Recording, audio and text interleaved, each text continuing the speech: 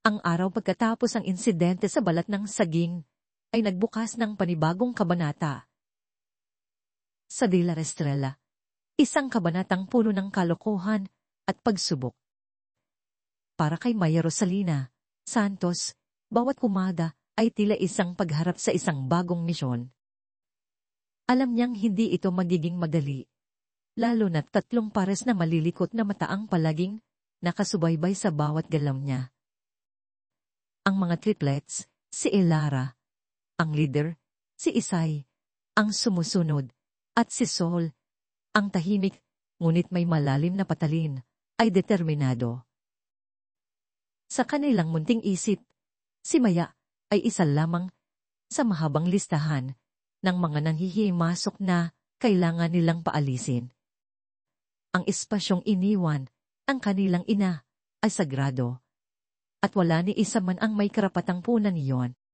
Nagsimula ang digmaan sa simpleng mga kalokohan. Isang umaga, habang inihahanda ni Maya ang agahan, natuklasan niya na ang lalagyan ng asukal ay napuno ng asin. Sa halip na matangnis na kape, isang maalat na likido ang sumalubong sa kanyang panlasa. Muntik na niyang maisuka. Ngunit pinigilan niya ang kanyang sarili, sumimanghot ng bahagya bago na pangiti. Aba, matindi, bulong niya, sabay tingin sa 3 pares ng mata na sumisilip mula sa likod ng pinto ng kusina. Hindi naman ata ako naligo sa dagat kagabi para magkaroon ng ganito alat na kape. Narinig niya ang mahihinang pagtawa, ngunit nagpanggap siyang walang naririnig. Nagtimpla na lang siya ng panibagong kape, ngunit sa pagkakataong ito, sinuri niya muna ang bawat sangkap. Hindi nagtagal, lumala ang mga kalokohan. Isang araw, naglaho ang kanyang mga gamit sa paglilinis, ang walis, ang dustpan, maging ang mga basahan. Inanap niya ang mga ito sa buong bahay, ngunit tila nilamon ng lupa. Hindi sumuko si Mala. Sa halip, lumabas siya sa bakuran, pumuton ng ilang tuyong dahon ng palma, at ginawang pansamantalang malistingting. Habang nagwawalis, sinadya niyang gumawa ng ingay, parang nagpe-perform ng sayaw, na lalong nagpakuryos sa mga bata. Sumisilip sila mula sa itaas, nagtataka kung bakit hindi siya nagagalit. Minsan, nahuli niya si Elara na sumusubok ding gumawa ng walis, tingting, sa likod ng bahay. May isang umaga na pagpasok niya sa kusina, sinalubong siya ng isang ulap ng harina. Ang buong mesa, mga cabinets, maging ang sahig, ay parang tinabunan ng nyebe. Sa halip na magalit, kinuha ni Maya ang isang maliit na bahagi ng harina at dinruwi niya ng kanyang mukha ng balbas at bigot na parabang isa siyang clown. Lumapit siya sa salamin at nagpanggap na kinakausap ang kanyang sarili. Hindi nagtagal, narinig niya ang malakas na halakhakan ng mga bata mula sa silong. Hindi galit, kundi tawanan dahil sa kanyang kalokohan. Mula noon, minsan ay sumasalubong na lang sa kanya ang mga bata na may mga balat ng saging sa kanilang mga kamay, ngunit hindi na para ipatid siya, kundi para magkunwari na nagpapaligsahan sila sa pagtatapon ng basura. Ang pinakamalaking pagsubok ay nang minsang bumalik siya mula sa palengke, pagod na pagod at nais ng maliro. Pagbukas niya ng gripo, isang asul na tubig ang bumuhos sa batog. Kulay asul na nun, paksik na pintura. Sa sandaling iyon, halos sumuko na si Maya. Ang sakit ng katawan, ang pangungulila sa pamilya sa Laguna, at ang walang katapusang kalokohan ay nagsama-sama. Ngunit nakita niya ang isang maliit na drawing sa salamin ng banyo, isang drawing ng isang humingiting araw na may 3 bituin sa palid. Napangiti siya. Ang apasaway, bulong niya, sabay punas ng pintura sa kanyang kamay. Nagtimba na lang siya ng tubig sa labas, at pinagtiyagaan ang malamig na tubig. Sa gitna ng lahat ng ito, napansin ni Rafael Rafe Alcantara ang kakaiba. Sa umpisa, inisip niyang isa na namang casualty si Maya sa kamay ng kanyang mga anak. Ngunit lumipas ang mga araw, naging linggo, at nanatili si Maya. Hindi lang nanatili, nagdala pa siya ng kakaibang ingay sa Dila Estrella. Ang mga kalokohan ng kanyang mga anak ay hindi pa rin nawawala. Ngunit hindi na ito parang isang search and destroy mission. Ngayon, ang mga tawanan ay hindi na lang puro asar o panlalait. Mayroon ng kasamang interaksyon. Narinig niya ang mga bata na nagtatanong kay Maya kung paano niya nagawa ang mga bagay, o kung bakit hindi siya nagalit. Minsan, nakikita niya si Maya nang mumingiti, kahit na may nakadikit na balahibo ng manok sa kanyang buhok. Isang hapon, habang aayos ng mga gamit sa isang hindi gaanong ginagamit na pate ng bahay, natuklasan ni Maya ang isang silid sa dulo ng pasilyo, sa itaas na palapag. Hindi ito naka-lock, ngunit tila walang sinuman ang pumapasok doon. Pagbukas niya, sinalubong siya ng amoy ng lumang papel at mga laruan. Ang silid ay puno ng mga kahon na nagalaman ng mga laruan, mga drawing na may mga maliliwanag na kulay, mga libro ng mga kwentong pambata, at mga litrato. Sa isang maliit na mesa sa sulok, mayroong isang gas na may tuyong bulaklak at isang frame ng litrato. Isang litrato ng isang magandang babae na may parehong mga mata ng mga triplets, kasama si Rafe, at ang tatlong bata na nooy mas maliliit pa. Doon ay nakita ni Maya ang mga sulat, mga munting talaarawan na isinulat ang mga bata. Ang bawat pahina ay naglalaman ng mga saloobin, mga pangungulila, at mga tanong na hindi pa nasasagot. Miss ko si Mama, nakasulat sa isang pahina na may kasamang malungkot na drawing ng isang batang umiiyak. Sa isa pa, bakit sila umaalis? Hindi ba nila naiintindihan? Sa sandaling iyon, parang bumagsak ang isang mabigat na kurtina sa puso ni Maya. Hindi sila mga demonyo. Hindi sila mga pasaway lang. Sila ay tatlong munting kaluluwa na nasaktan, nangungulila, at naghahanap ng paraan upang ipahayag ang kanilang matinding kalungkutan at galit sa mundo na kumuha sa kanilang ina.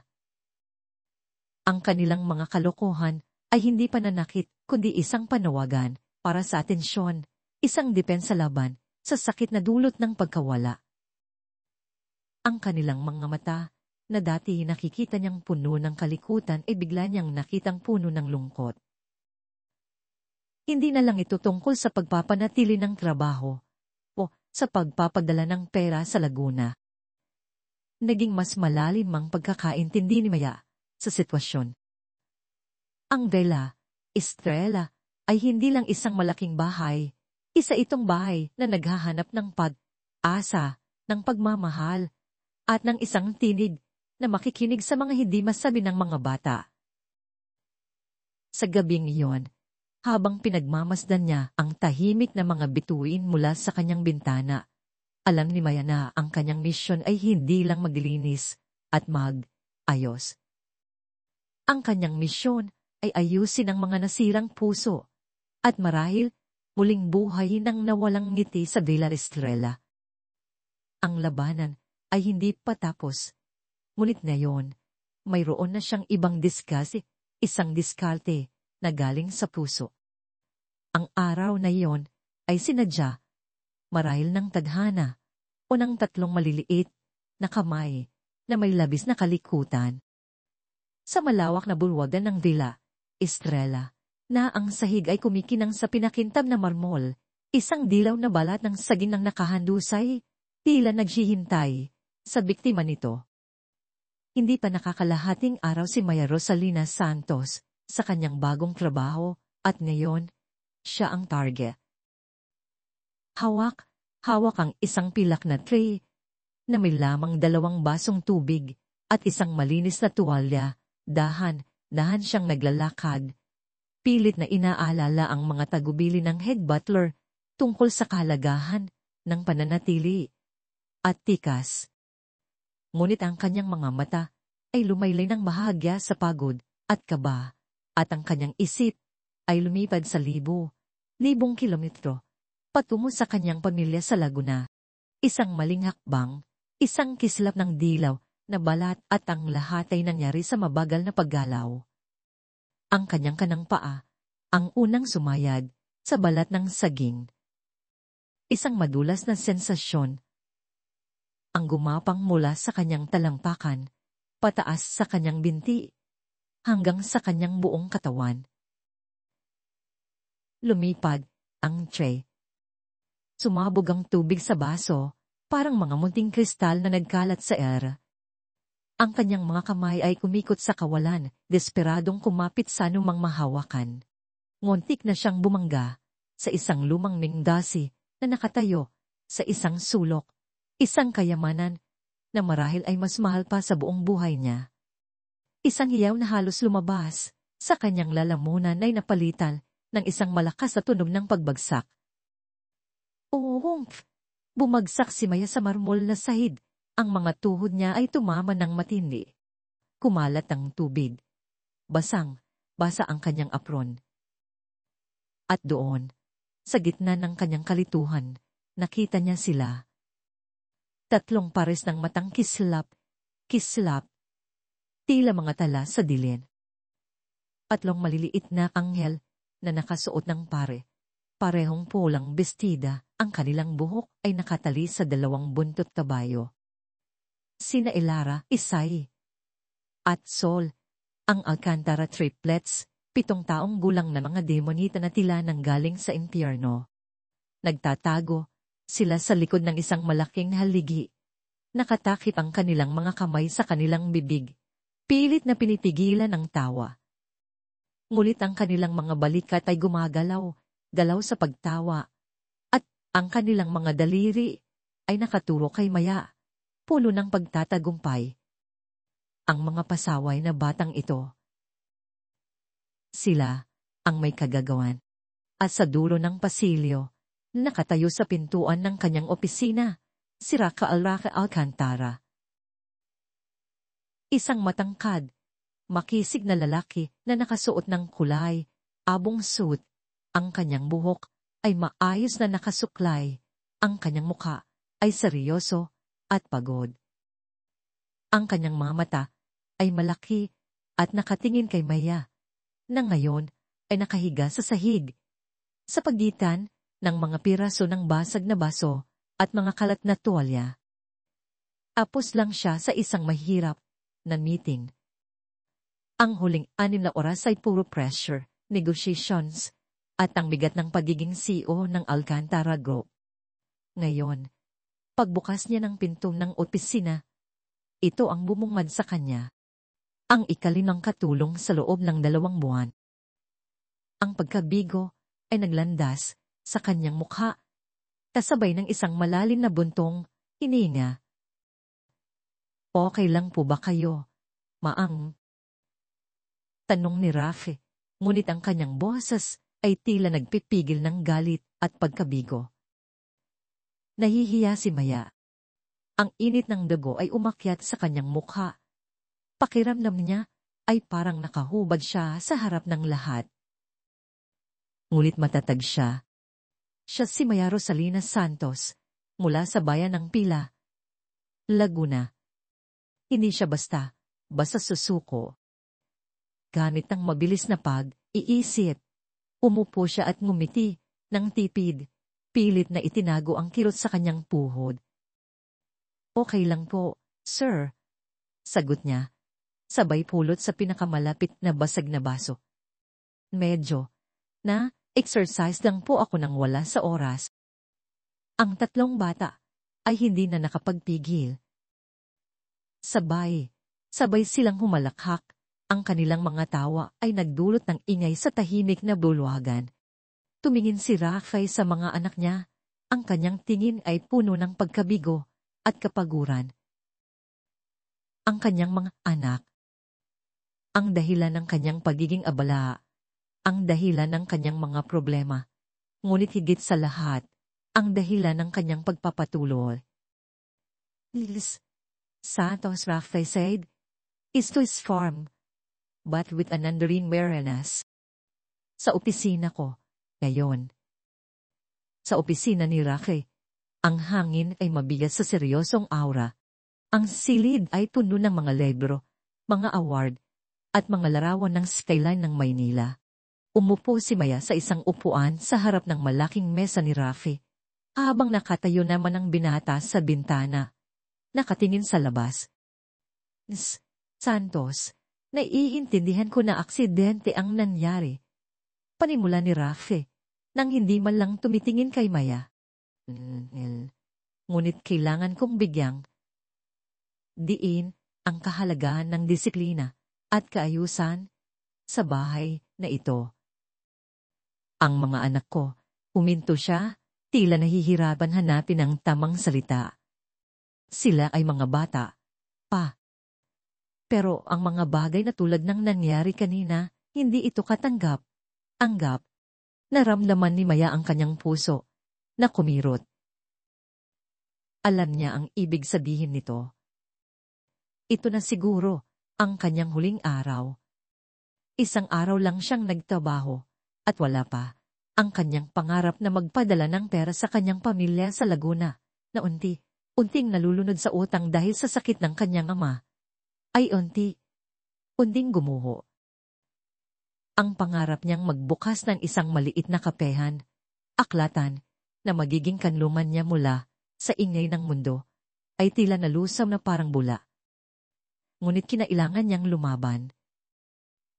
Naiintindihan ko po, sir, sagot ni Maya. Ang kanyang boses ay matatag, pilit na itinago ang kaba. At titiyakin ko po, na hindi na po ito mauulit. Siguro po, dahil bago lang po ako, medyo kinakabahan pa po ako. Isang maliit na kasinungalingan, ngunit sana ay gumana. Pero sir, kailangan ko po ang trabahong ito. Hindi niya sinabi ang mga detalye, ang pagtatago ng sakit ng kanyang ama, ang desperasyon na bumabalot sa kanilang pamilya. Hindi niya kayang ilabas ang lahat ng yon sa harap ng kanyang amo. Umarap si Raquel sa kanya, ang kanyang mga mata ay nakatitig sa kanya. Hindi galit, ngunit malalim na pagod. Lilis Santos, sa totoo lang, ikaw na ang ikalimang tumatagal ng wala pang 2 buwan. Ang mga anak ko, they're just having a hard time. But I need someone who can handle them, and didn't solve this house. Mahirap aminin, ngunit sa loob niya, desperado na siyang humanap ng stable na katulong.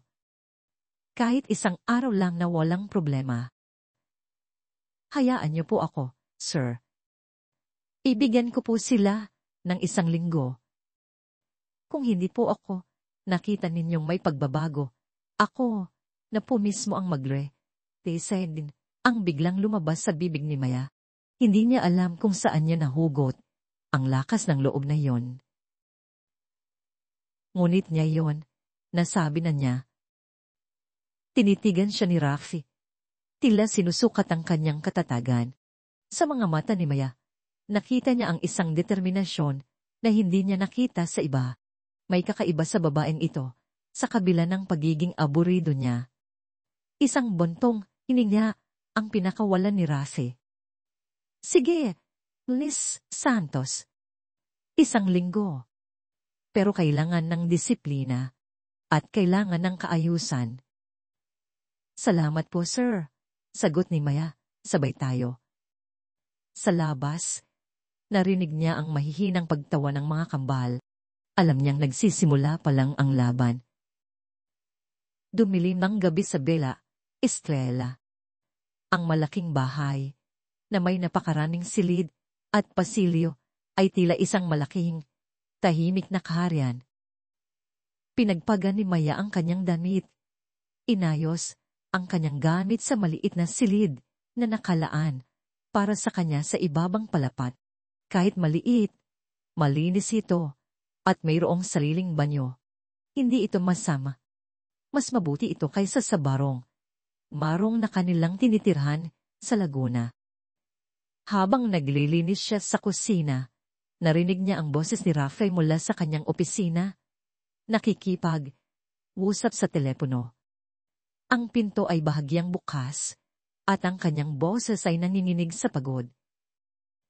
Umang Rafael said, is Royce Lao.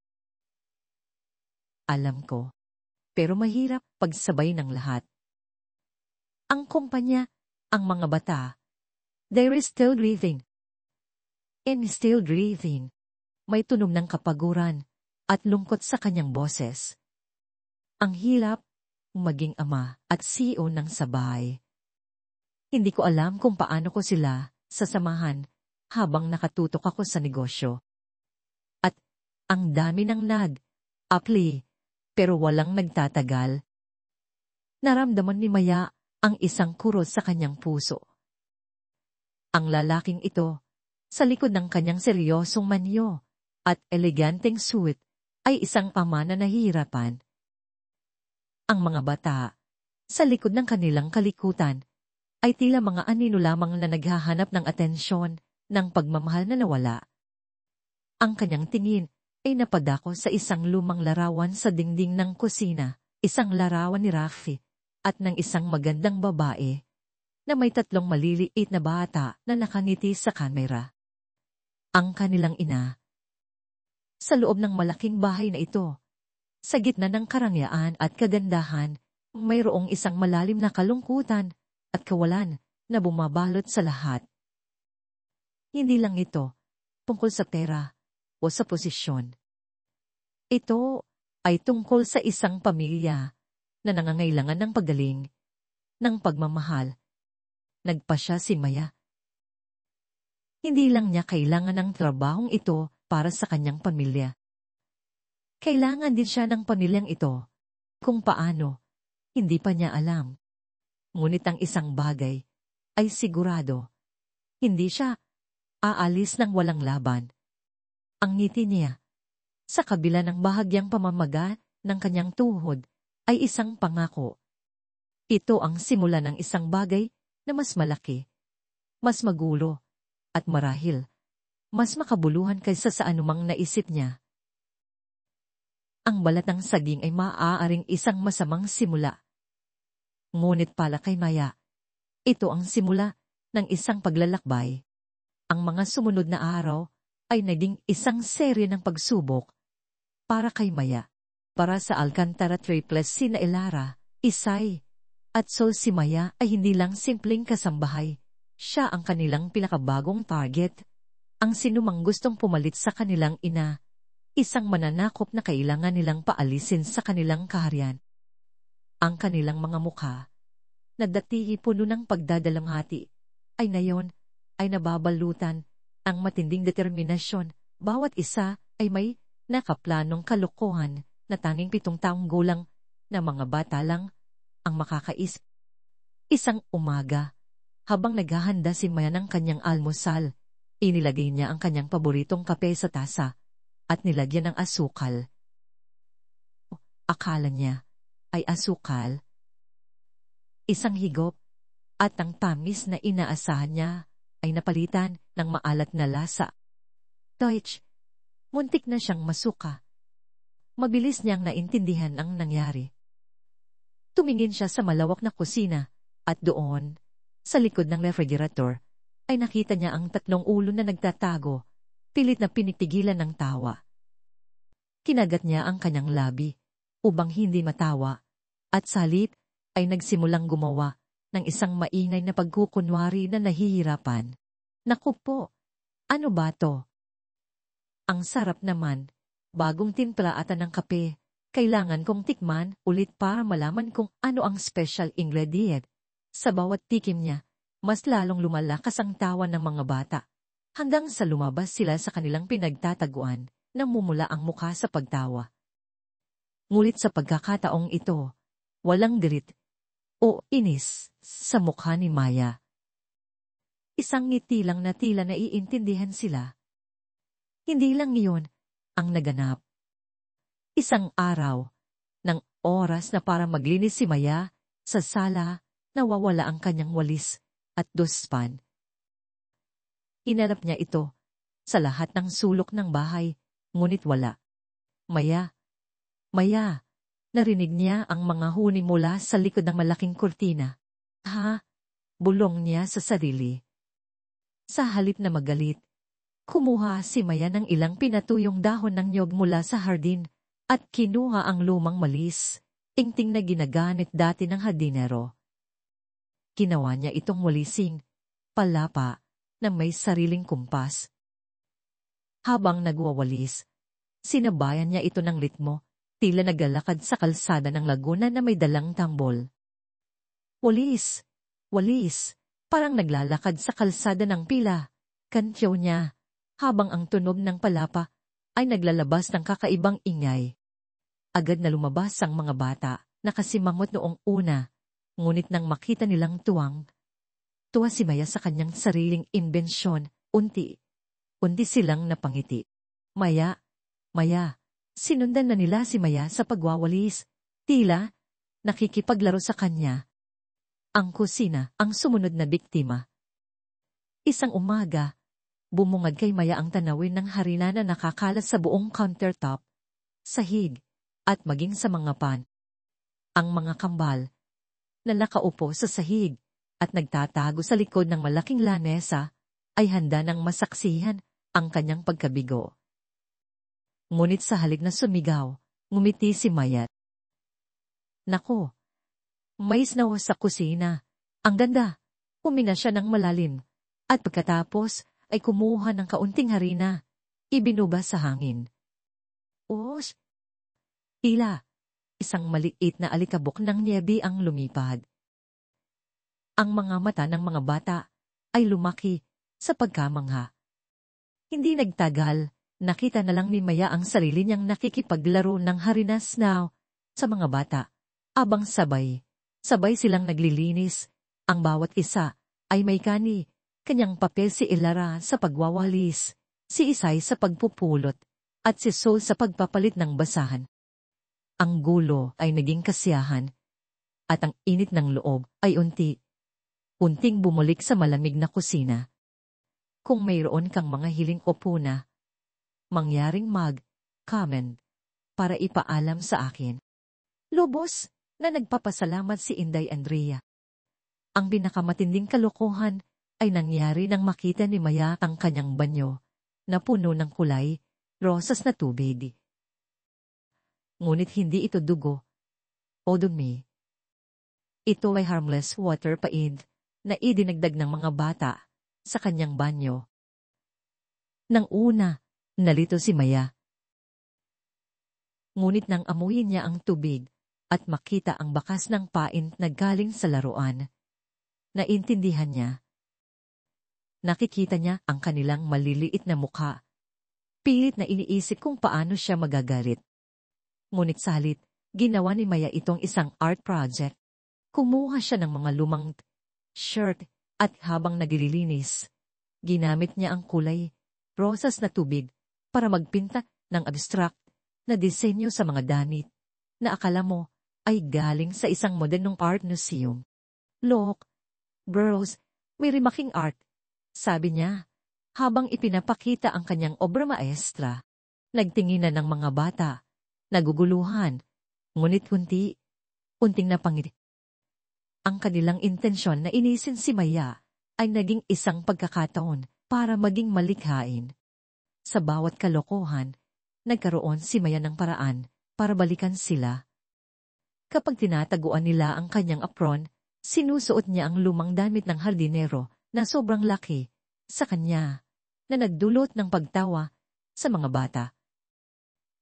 Kapag itinago nila ang kanyang sabon, gumamit siya ng gugo, isang natural na shampoo, mula sa halaman, at ipinaliwanag sa kanila ang benepisyo nito na ikinamangha ng mga bata.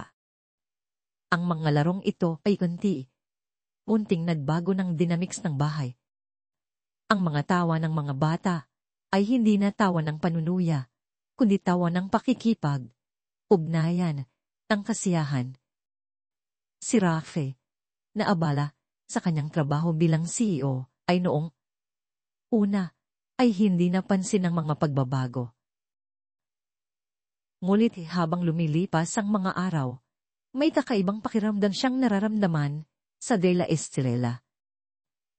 Ang mga bata na dati naglalabas ng inay at kalokohan na may halong galit at pagtatongto, ay ngayon ay naglalabas ng mga tawa na mas magaan, mas masaya. Hindi na siya tinatawagan ng mga bodyguard o ng ibang kasambahay para i-report ang mga krimen ng mga kambal. Sa halip, naririnig niya ang mga maliliit na paa na tumatakbo sa pasilyo, sinasabayan ng tunog ng walis ni Maya o ang mga uli ng snail fight sa kusina. Hindi bumalik si Maya sa kanya para magreklamo, ni minsan. Ang babaeng ito, na nakita niyang nadulas sa balat ng saging, ay may kakaibang tatag. Isang hapon, habang nag-aayos si Maya ng mga lumang gamit sa bisinan, nagkamali siya ng bukas ng pinto. Akala niya ay storage room lang ito, ngunit bumungad sa kanya ang isang silid na puno ng alaala.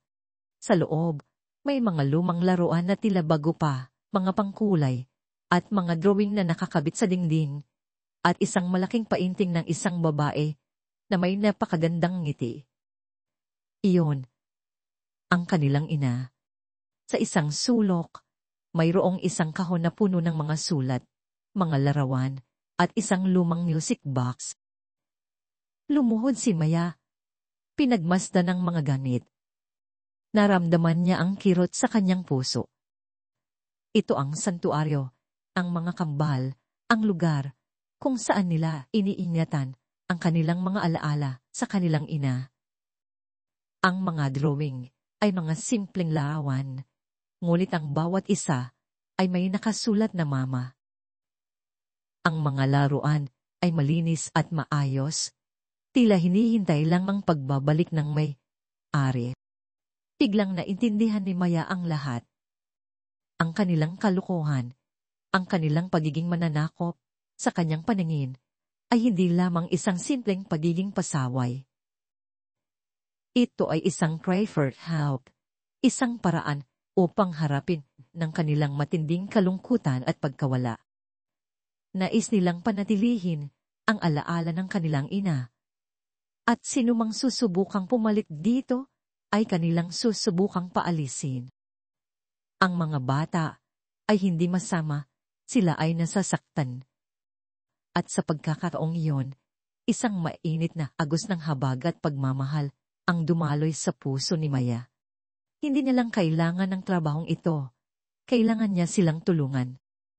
Kailangan niya silang mahalin. At sa De La Estrella, sa gitna ng karangyaan at ng kalungkutan, nagsimula ang isang bagong misyon para kay Maya. Hindi na lang siya tagapaglaba at tagapaglinis. Siya na ang magiging tulay sa pagitan ng nakaraan at kasalukuyan, sa pagitan ng kalungkutan at pag-asa. Ang pagtuklas sa lihin na silid ng mga kambal ay tila isang susi na nagbukas sa puso ni Maya. Ang mga demonitang makulit ay hindi lang basta pasaway. Sila ay maliliit na kaluluwang sugatan na naghahanap ng kalinya. Nagpasya siyang baguhin ang kanyang estratehiya. Hindi na siya magiging naglalarong kalaban, kundi isang tulay, isang balikat na maahasahan.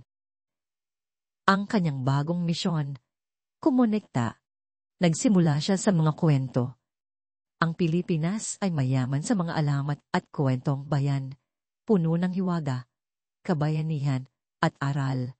Isang hapon, nang muling simulan ng mga kambal ang kanilang pagpapahirap sa kanya sa sala, ngayon ay sa pamamagitan ng pagtatago ng kanyang mga sapatos sa ilalim ng sofa. Nagkunwari si Maya, na pagod na pagod. Tumagsak siya sa carpet, huminga ng malalim. Naku po, ang sakit ng likod ko. Kailangan ko ng pahinga.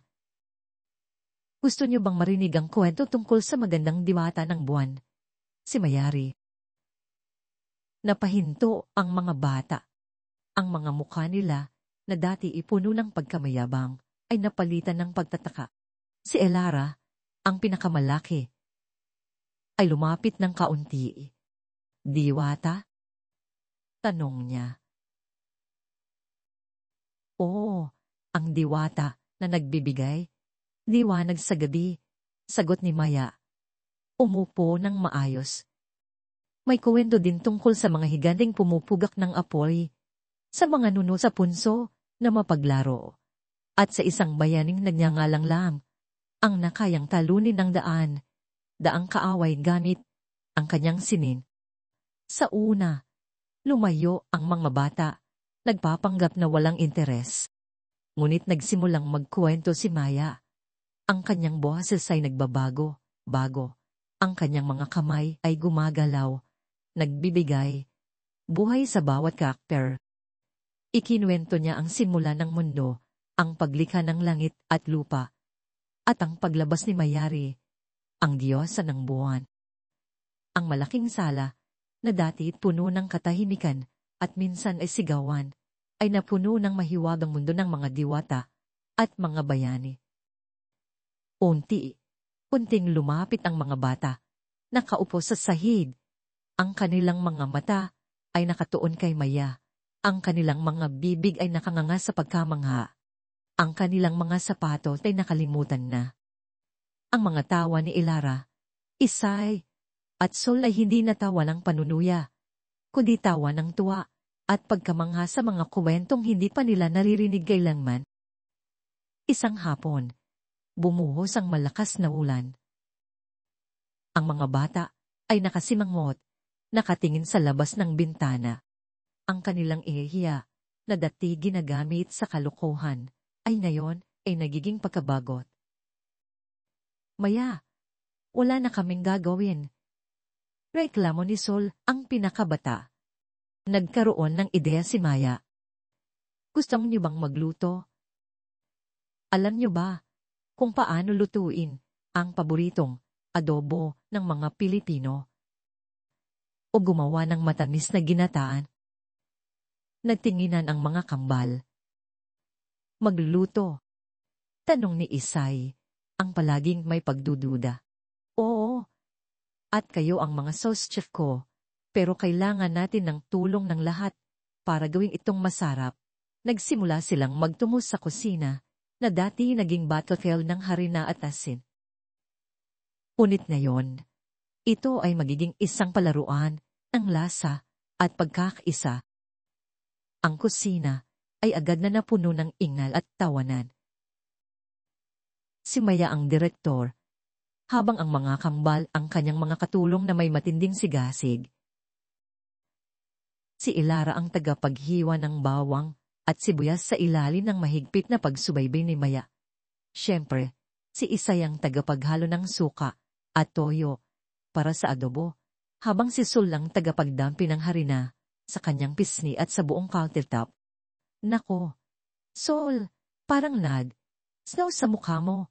Natatawang sabi ni Maya, habang pinupunasan ang mukha ng bata. Para sa ginataan, nagkagulo sila sa pagbabalat ng saging at paghalo ng gata. Ang maliliit na kamay ay nilagyan ng malagkit na gata. Ang mga buhok ay nilagyan ng harina, ngunit ang bawat isa ay may ngiti sa labi. Ang amoy ng suka at toyo na pinaghalo sa adobo ay humalo sa matamis na amoy ng gata at saging para sa ginataan. Hindi ito ang pinakamalinis na proseso ng pagluluto, ngunit ito ang pinakamasayang na saksihan ng Bella, Estrella, sa loob ng mahabang panahon. Ang bawat isa ay may tungkulin. Bawat isa ay nagtutulungan, at ang bawat isa ay naglalabas ng tunay na tawa. Tapos na! Sigaw ni Maya, habang inilalagay ang mainit na adobo sa mesa, kasama ang ginataan na puno ng kulay. Hindi ito perpekto. Ang adobo ay maaaring medyo maalat, ang ginataan ay maaaring medyo matamis. Ngunit ito ay gawa sa pagmamahal, gawa sa tawanan, at gawa sa pagkakaisa. Nang gabing iyon, tumating si Rocky Alcantara, pagod mula sa mahabang araw sa opisina. Inaasahan niyang makita ang tahimik na kusina o ang mga bata na naglalaro sa kanilang silid. Ngunit bumungad sa kanya ang kakaibang tanong. Ang kusina ay, sa ilang kadahilanan, mas maaliwalas at may amoy ng suka at toyo na pumupukaw sa kanyang gana. At doon, sa gitna ng hapag, kainan, nakita niya ang mga anak niya si Elara, Isay, at Sol na nakaupo sa tabi ni Maya. Ang mga mukha ng mga bata ay may kaunting dumi ng harina. Ang kanilang mga damit ay may bakas ng gata. Ngunit ang kanilang mga mata ay kumikinang sa tuwa habang tinuturo nila ang adobo sa pinggan. Papa, si Maya ang nagturo sa amin, sabi ni Elara, puno ng pagmamalaki. Nagluto kami ng adobo. Dagdag ni Isay habang ibinapakita ang kanyang kamay na may bahid ng gata. Lumapit si Rocky. Ang kanyang pamilya na pagod ay napalitan ng pagtataka. Nagluto kayo? Tanong niya at tumingin kay Maya na nakangiti. Opo, sir. Rocky. Naglibang lang po kami. Sagot ni Maya. Ang kanyang ngiti ay nakakakuha. Inabot ni Rocky ang kanyang tinidol at kumuha ng kaunting na adobo. Sa unang kagat, naramdaman niya ang kakaibang lasa. Hindi ito ang adobo na niluluto ng kanilang pribadong chef na perpekto sa bawat aspeto. Ang adobo na ito ay may kakaibang lasa ng bahay, ng pagmamahal. Ito ay may kalakasan at kapusukan, ngunit mayroon ding tamis na nagpapahiwatig ng pag-asa. Tumingin siya sa mga anak niya. At sa loob ng mahabang panahon, nakita niya ang isang liwanag sa kanilang mga mata. Hindi liwanag ng lungkot o panunuya, kundi liwanag ng tunay na kagalakan at pagmamahal. Pagkatapos ng hapunan habang aayos sila ng hapag, tainan, at ang mga bata ay naghahanda na matulog, lumapit si Rocky kay Maya. Naglakad sila papunta sa balkonahe, kung saan ang malamig na simoy ng hangin ay nagdala ng amoy ng ulan. Maya, nagsimula si Rocky. Ang kanyang boses ay mas malambot kaysa dati. Gusto kong magpasalamat sa iyo. Hindi ko alam kung paano mo ginagawa, pero may kakaibang pagbabago sa Villa Estrella simula nang dumating ka. Uminga siya ng malalim, tila nahihirapan magsalita. At, patawarin mo ako kung sa simula ay medyo naging mahigpit ako. Hindi ko inaasahan na magagawa mo ang mga bagay na ginagawa mo para sa mga anak ko. Tumango si Maya. Okay lang po, Sir Rocky. Naiintindihan ko po. Mahirap po talaga ang maging magulang na mag-isa. Ang mga salita ni Maya ay tila nagpabigat sa balikat ni Rocky. Umupo siya sa isang upuan sa balkonahe. Tumingin sa malayo. Naiintindihan mo ba? Opo. Sagot ni Maya. Umupo sa kabilang dulo ng upuan. Kailangan ko pong magtrabaho ng gusto, Sir Rocky. Para sa pamilya ko sa Laguna. Gusto kong makapagpadala ng pera para sa kanila at may pangarap din po akong magbukas ng sariling coffee shop na may aklatan. Napakunot ang noo ni Rocky. Coffee shop at aklatan. Iyon pala ang pangarap mo. Nakita niya ang isang bagong aspeto ni Maya. Hindi lang isang kasambahay, kundi isang babaeng may pangarap, may determinasyon, at may sariling laban. Opo, tugon ni Maya. Ang kanyang mga mata ay nagniningning sa pag-asa. Medyo malayo po, pero alam ko po na makakamit ko rin iyon. Parang kayo po, Sir Rocky, na may malaking kumpanya. Sigurado po ako na marami din kayong pinagdadaanan. Hindi makapaniwala, si Rafael. Sa unang pagkakataon, mayroong nakakausap sa kanya nang hindi naguhusga, isang taong nakakaintindi ng kanyang paghihirap. kahit nasa magkaibang mundo sila nagmula.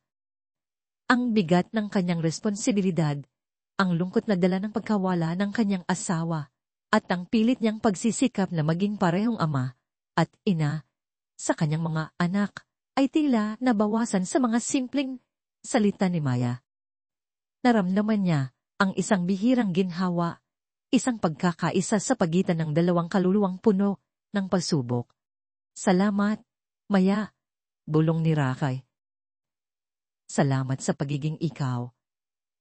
Ngumiti si Maya, isang ngiting totoo, walang halong aalinlangan. Sa sandaling iyon, ang balkonay ng Villa Estrella ay naging isang tulay.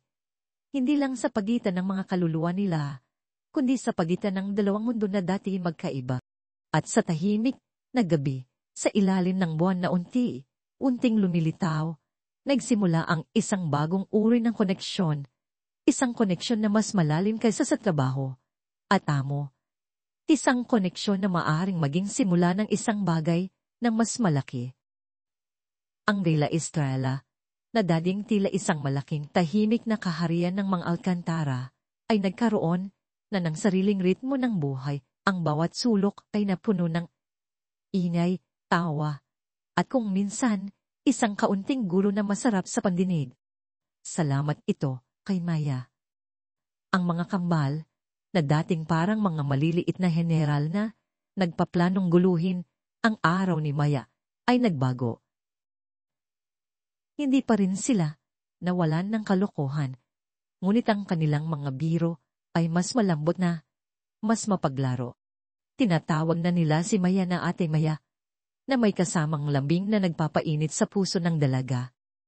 Para sa kanila, si Maya ay hindi lang isang kasambahay, siya ang kanilang kasabwat, ang kanilang tagapagtanggol sa mga buring na araw, at ang kanilang paboritong tagapagsalaysay ng mga kwento. Si Rafe, sa kabila ng kanyang abalang schedule sa Alcantara Grove, ay lalong napapansin ang pagbabago sa kanyang tahanan. Hindi na siya nagtataka kung bakit nauubusan ng mga katulong. Nagtataka na siya kung bakit hindi ito nangyari noon. Ang mga ngiti ng kanyang mga anak ay mas malawak, ang kanilang mga tawa ay mas malakas, at ang kanilang mga mata ay may kislat ng saya na matagal na niyang hindi nakiita mula nang mawala ang kanilang ina. Ang tiwala niya kay Maya ay lumago. Unti-unti, ngunit matatag. Sa isang pagkakataon, nang biglang magkasakit ang kanilang driller, ipinagkatiwala niya kay Maya ang paghatid sa mga bata sa kanilang ballet class at swimming lessons. Ito ay isang bagay na hindi niya gagawin sa kahit sinong kasambahay dati. Isang hapon, habang abala si Rafe sa kanyang opisina, may tumawag mula sa kanyang event coordinator. May isang mahalagang gala dinner sa gabi na yon. Isang pagtitipon ng mga elite ng Manila at kailangan niyang dumalo bilang kinatawan ng kanyang kumpanya. Ngunit may problema. Ang kanyang yaya, si Manang Brenda, na siyang nagbabantay sa mga kambal kapag mayroon siyang mahalagang lakad, ay biglang nagkasakit. Naglakad si Rafe papunta sa sala, kung saan nabala si Maya sa pagtulong sa mga kambal na magbuo ng isang tower mula sa Lego. Ngunit sa halip na mga Lego na may kulay, ginamit nila ang mga unan at kumot para gumawa ng isang malaking, magulong kuta. Maya, tawag ni Rafe. Ang kanyang boses ay tila may pag-aatubili. Lumingon si Maya. Ang kanyang mukha ay may bakas ng kagalakan. Po, Sir Rafe. Kailangan ko kasing dumalo sa isang napakahalagang event mamayang gabi. Nagsimula si Rafe. Iniisip kung paano ipapaliwanag ang sitwasyon. Kaya lang, nagkasakit si Manang Brenda. Wala akong pwedeng mapagkatiwalaan na magbantay sa mga bata. Ngayong gabi. Yumuko siya, tila nahihiya sa kanyang hiling. Alam kong hindi ito ang trabaho mo, Maya. Pero Pwede bang ikaw muna ang magbantay sa kanila? Pabayaran kita ng double pa, kung gusto mo. Napakurap si Maya. Sa isang banda, alam niyang lumalagpas ito sa kanyang responsibilidad. Ngunit nang makita niya ang aalala sa mukha ni Rafi at ang mga nagmamakaawang tingin ng mga bata na nakikinig sa kanilang usapan, hindi niya kayang tumanggi. Ay, Sir Rafi, okay lang po. Kaya ko po. Pangaanak ko na rin po yan. May ngiti sa kanyang labi. Wag na po ang doble. Masaya na po ako kung kasama ko po sila. Nakahinga ng maluwag si Rafi. Salamat, Maya. Maraming salamat. Pagkatapos ay mabilis siyang umakyat sa kanyang silid upang maghanda para sa kanyang gala. Ngunit pagkaalis ni Rafi, nagtinginan ng 3 kambal. At Maya, boring naman lagi si Papa, sabi ni Elara, ang lider ng grupo.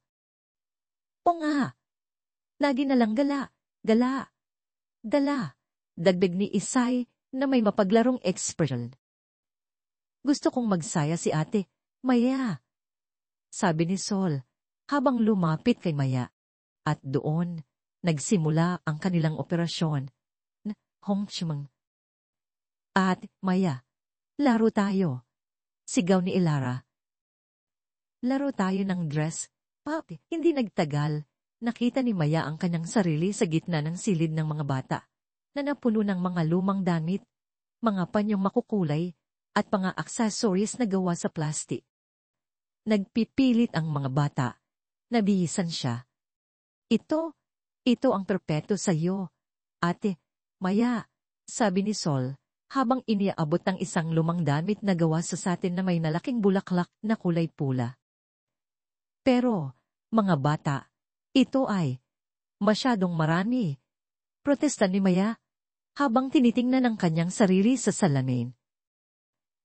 Ang damit ay may kulay orange at purple, na may mga sikuin na tila nakuha sa isang lumang costume. Nilagyan pa siya ng mga bracelet na gawa sa plastic at isang headpiece na may mga lumang libon. Mukha kong party clown. Hindi. Mukha kang Hongching. Sagot ni Isay na may seryosong mukha. Maganda ka. At Maya, ito ang magpapasaya sa iyo. At pagkatapos ay hinila nila si Maya palabas ng Villa Estrella. Saan tayo pupunta, mga bata? Tanong ni Maya, na may alala. Sa Binondo, sa night market, sabay-sabay nilang sabi. Ang kanilang mga mata ay nagniningning. Doon, lahat masaya, at ikaw ang reyna. Si Maya ay nagulat. Nasaan ng security? Ngunit ang mga bata ay tila may sariling paraan para makalusot.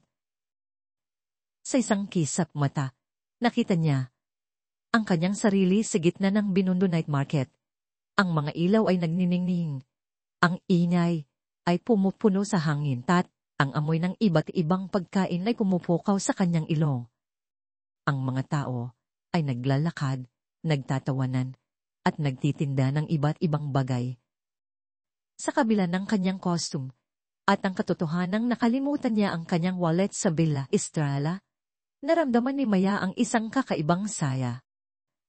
Ito ang mundong kinalakihan niya, ang mundong puno ng buhay, ng kulay, ng pagtawa. Ang mga bata ay nakakapit sa kanyang kamay, hinihila siya sa iba't ibang style. Atin Maya, tikman mo ito. Kwet, sigaw ni Elara, habang itinuturo ang orange na pritong itlog ng pugo. At ito, face smile. Paborito ko ito, sabi ni Isay. Si Maya, na dati nahihiya sa kanyang suot, ay unting napasok sa papel ng Hongching. Sumigaw siya, tumawa, at nakipagtawaran sa mga tindera para sa mga palamuti ng buhok na gawa sa plastik. Kumain siya ng kwet at fishball, Ang kanyang mga ngiti ay mas malawak kaysa dati. Ang init ng tao, ang ingay, ang amoy ng usok at matatamis na pagkain, lahat ay nagpabalik sa kanya sa kanyang mga alaala sa Laguna. Naramdaman niya ang isang paglaya, isang kaligayahan na hindi niya naramdaman sa matagal na panahon. Ang mga bata ay nakatayo sa paligid niya, nakangiti. Masaya na makita ang kanilang ate, maya na nasisiyahan. Para sa kanila, ito ang paraan nila ng pagpapasalamat at pagpapakita ng pagmamahal. Samantala, natapos ng maaga si Raquel sa kanyang gala. Sa kabila ng maranyang pagtitipon at mga diskusyon sa negosyo, may isang bagay na bumabagabag sa kanyang isip. Ang iniwan niyang bahay. Ang 3 anak at si Maya. Isang kakaibang pag-aalala o marahil isang pagkasabik ang nagtulak sa kanya na umuwi kaagad. Nais niyang tiyakin na maayos ang lahat. Nang makarating siya sa Villa Estrella, tahimik ang bahay. Labis siyang nagtaka. Agad siyang nagtungo sa silid ng mga bata, pagkatapos ay sa kusina, at sa wakas ay sa silid ni Maya. Walang tao. Isang kaba ang kanyang naramdaman. Nagkaroon ba ng problema? Saan sila nagpunta? Kinuha niya ang kanyang telepono, balak tawagan ng pulis nang biglang may naisip siyang kakaiba. Naalala niya ang sinabi ng mga bata, minsan, tungkol sa night market. Pinitbit niya ang kanyang kotse, mabilis na nagtungo sa Binondo. Ang pagod niya mula sa gala ay nawala, napalitan ng pag-aalala. Nang makating siya sa Binondo, ang unang bagay na sumalubong sa kanya ay ang alingasaw ng mga pagkain, ang ingay ng mga tao, at ang makulay na ilaw. Naglakad siya sa gitna ng nagkakagulong lugar. Sinusubukang hanapin ang kahit na anong bakas ng kanyang mga anak o ni Maya. At doon, sa gitna ng isang grupo ng mga tao na nakikipaglaro sa isang Peria Carnival Gani, nakita niya sila. Hindi siya makapaniwala. Si Maya ay nakasuot ng isang damit na halos kasing makulay ng mga ilaw sa paligid. Ang kanyang buhok ay may nakakabit na mga ribon na gawa sa plastik. Ang kanyang mukha ay puno ng tawa habang sinusubukan niyang makuha ang isang stuffed toy sa Rintos Gani. Ang 3 kambal ay nakatayo sa paligid niya. Nag-uudyok sa kanya. Ang kanilang mga mukha ay kasing saya ng sa kanya. Naku, Ate Maya, kunti na lang, sigaw ni Elara. Ang galing mo, Ate Maya. Para kang tunay na reyna, dagdag ni Sol. Maya, na may bitbit na kwek, at fishball sa kabilang kamay, ay tumingin sa kanila. Ang kanyang mga mata ay kumikinang sa tuwa. Naramdaman niya ang kalayaan na matagal nang nawala sa kanya. Sa sandaling iyon, hindi siya ang kasambahay ni Raquel Alcantara. Siya ay si Maya, isang babaeng simple, masayahin, at puno ng buhay. Nakatanaw si Raquel mula sa malayo, nakatayo sa gitna ng nagkakagulong kalsada. Ang kanyang eleganteng suit ay tila wala sa lugar, sa gitna ng ordinaryong mundo ng Binondo. Ang kanyang bibig ay bahagyang nakanganga sa pagkamangha. Hindi niya kailanman nakita si Maya sa ganoong kalagayan, malaya, masigla, at walang pag-aalinlangan. Hindi rin niya nakita ang kanyang mga anak na ganoon kasaya, na tila sila ay nasa isang perpektong mundo, na sila lang ang nakakaintindi. Ang isang ngiti ay dahang lumabas sa kanyang mga labi. Hindi ito ngiti ng pag-aalala o ng pagtataka. Ito ay isang ngiti na may kasamang kakaibang init, isang paghanga, at marahil isang pag-asa. Sa mundo ni Raquel, lahat ay nasa ayos, nasa lugar, Ngunit sa sandaling iyon, sa gitna ng gulo, ang Binondo Night Market, nakita niya ang isang bahagi ng buhay na hindi niya kailanman inakala na magiging bahagi ng kanyang mundo, at ang babaeng iyon, si Maya, ay ang nagdadala nito. Ito ang unang pagkakataon na nakita niya si Maya hindi bilang isang kasambahay, kundi bilang isang babaeng makulay, kakaiba, at lubhang nakakaakit. Isang babaeng nagdadala ng liwanag sa kanyang pamilya at marahil sa kanyang sariling mundo. At sa gitna ng ingay, nakaramdam siya ng isang kakaibang katahimikan sa kanyang puso, isang katahimutan na nagsasabing, ito na siguro ang simula ng isang bagay na matagal ko nang hinihintay. Ang Gayla Estrella, na dating tahanan ng formalidad, ay dahang naging pugad ng buhay. Ang bawat kanto ay may sariling kwento. Ngunit hindi lang ang mga kambal ang nagbago. Si Rafe, ang dating istrikto at laging seryosong CEO, ay kunting lumambot, lalo na sa piling ni Maya. Ang dating amo at kasambahay na ugnayan ay lumagpas na sa kanilang mga titulo. Naging mas madalas ang kanilang pag-uusap, hindi na lamang tungkol sa mga gawain, sa bahay, o sa mga bata, kundi pati na rin sa mga pagsubok sa kanyang trabaho, mga pangarap na kanyang kinalimutan, at ang bigat ng pagiging sulong ama. Madalas, pagkatapos ng isang mahabang araw sa opisina, hindi na siya dumidiretso sa kanyang study room upang magtrabaho. Sa halip, madalas siyang nakikita sa kusina, nakikinig sa mga kwento ni Maya tungkol sa mga kalokohan ng mga bata, o sa simpleng mga detalye ng buhay sa probinsya. May kakaiba siyang kapayapaan na nararamdaman sa presensya ni Maya, isang kapayapaan na matagal nang nawala. Nagsisimula siyang mapansin ang kanyang pagtawa, ang kanyang mabilis na pag-iisip, at ang kanyang matibay na paninindigan, mga katangian na labis niyang hinahangaan. Si Maya naman, sa kanyang puso, ay nakikita ang tao sa likod ng titulo, isang ama na nagpupumilit, isang taong nalulumbay, at isang lalaki na nangangailangan din ng unawa at suporta. Nagkaroon siya ang malalim na pagmamahal sa mga bata, at sa hindi sinasadyang paraan, nagsimula na rin siyang makaramdam ng isang kakaibang damdamin para kay Rafi. Isang araw, habang nag-aanmusal si Rafi, sinabi niya kay Maya na may mahalagang charity gala siyang dadaluhan sa susunod na linggo. Ito ay para sa Alcantara Foundation, at kailangan kong maging representasyon ng buong grupo, paliwanag niya.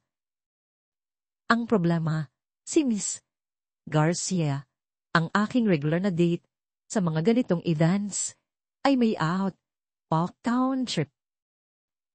Kailangan ko ng makakasama para maging presentable ang aming imahe. Hindi niya alam, ang mga salitang iyon ay naririnig ng 3 kambal na abala sa kanilang cereal sa kabilang mesa. Nagkatinginan sila, at sa kanilang mga mata, may isang spark ng malisyosong ideya ang nabuo. Para sa kanila, panahon na para maging tunay na prinsesa si Atin Maya, at tanggalan na yon ng perpektong pagkakataon. Pagkaalis ni Rafi, nagpulong ang tatlo. Ate, Maya kailangan ng magandang gown, sabi ni Ilara. Ang kanyang boses ay tila isang general na nagpaplano ng gyera. Oo, yung parang kahit Cinderella, dagdag ni Isay. Pero wala siyang gown, sabi ni Sol. Aalala. Hindi nagtagal, nakumbinsi nila si Maya na pumunta sa isang lumang botikoy na pagmamay-ari ng isang kaibigan ng pamilya Alcantara na may utang na loob kay Rafe. Sa simula, labis na aalangan si Naya. Mga bata. Nakakahiya. Hindi ako ang nababagay sa mga ganoong lugar. Ako ay isang kasambahay, hindi isang debutante. Ngunit ang mga bata ay sadyang mapilit. Pero Ate Maya, papaano si Papa? Sino ang kasama niya? Gusto namin na ikaw ang kasama niya, sabi ni Elara, na may kasamang malamig na tinig. Sa uli, sa ilalim ng matamis na panggugulo ng mga kambal at ang asang matulungan si Rafi. Ayon si Maya. Pagkatapos ng isang nakakatawang selya ng pagsubok ng mga damit na halos hindi magkasya o masyadong masikip, sa wakas ay nakahanap sila ng isang gown, isang lumang damit na gawa sa silk na kulay emerald green, na medyo maluwag at nangangailangan ang kaunting ayos. Hindi ito ang pinakamagara, ngunit sa kabila ng pagiging simple, may kakaiba itong karanyaan. Dumating ang gabi ng gala. Si Rafi, na nasa kanyang eleganteng tuxedo, ay nagulat nang makita si Maya na bumaba sa hagdan. Ang birding gown na pinilit ng mga bata na lagyan ng ilang lumang batsi mula sa lola ni Rafi ay umangkot ng maayos sa kanya. Ang kanyang buhok ay simple lamang na nakapusod, ngunit ang kanyang mukha ay may kakaibang kinang sa kabila ng labis na kaba. Maya, ikaw ba yan? Pulong ni Rafi, ang kanyang mga mata ay nanlalaki sa paghanga. May isang kakaibang init na umakyat sa kanyang dibdib. Hindi mo kailangan gawin ito. Kung ayaw mo, ayos lang po, Sir Rafi. Ngiti ni Maya, kahit na ang kanyang mga kamay ay pawis na pawis. Para po sa inyo. At sa mga bata. Nang makarating sila sa Tegran Ballroom, ang bawat sulok ay puno ng ningning. Ang mga ilaw ay kumikinang sa mga chandelier, at ang mga bisita ay nakasuot ng kanilang pinakamagarang damit. Ngunit ang mundong iyon, na puno ng usapan at matatalim na tingin, ay bago pa kay Maya. Naramdaman niya ang mga mata na nakatingin sa kanya, ang mga bulungan na tila nauunawaan niya kahit hindi. Bakit Dilaire? It's been too long. Isang matamis, ngulit matalim na boses ang narinig nila. Lumapit si Cassandra Montenegro, ang dating kasintahan ni Rafe, at isang kilalang sosyalidad sa kanilang gawi. Nakasuot siya ng isang mamahaling gown na kulay ruby red, at ang kanyang mga mata ay matalim na nakatingin kay Maya. At sino naman ang iyong kasama ngayong gabi? Hindi ko pa nakikita ang dilag na ito sa Manila Society. Nagulat si Maya. Ang ngiti ni Cassandra ay tila may halong pangungutya.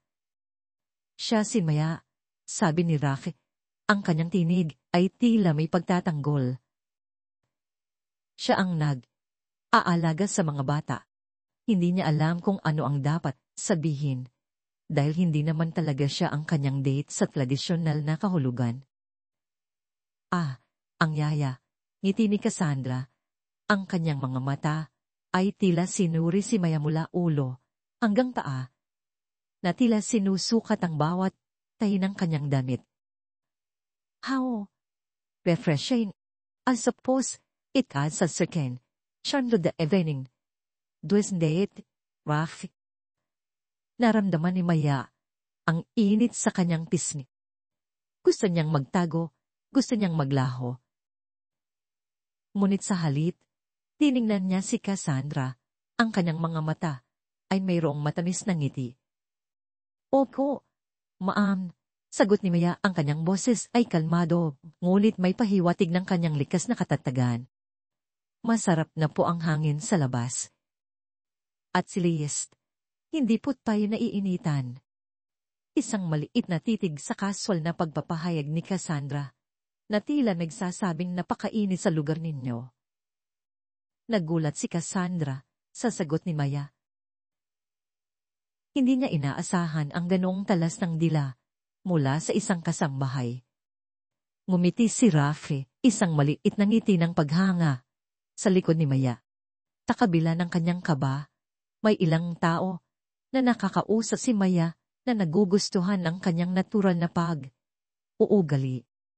Isang matandang negosyante na halata ang pagkabagot sa mga formal na uusap ay natawa nang sinabi ni Maya na mas masarap ang kwek kaysa sa mga appetizers na inihahain.